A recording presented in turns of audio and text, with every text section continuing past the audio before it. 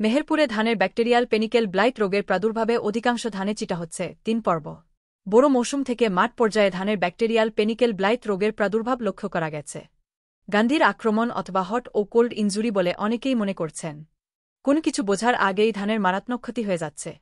তাই এ রোগ দ্রুত ছড়ানোর আগেই আমাদের দমন ব্যবস্থাপনা সম্পর্কে জানতে হবে।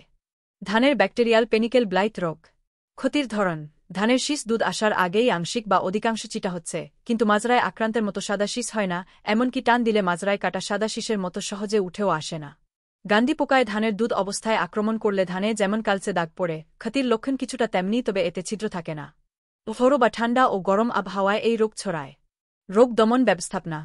১. জমিতে পর্যাপ্ত পটাশ সার এর প্রয়োগ করতে হবে, যা এই রোগ প্রতিরোধে সহায়তা করবে। ২. ব্যাকটেরিসাইড, কাসুগামাইসিন, বিসমার্থিওজল, কিমিয়া, ব্যাক্টোবান, ব্যাকট্রল, টিমসেন, সানপোমা, ব্যাকটাফ ইত্যাদি অনুমোদিত মাত্রায় স্প্রে করতে হবে। ৩. ইউরিয়া সারের প্রয়োগ কমিয়ে সুষম সার ব্যবহার করতে হবে।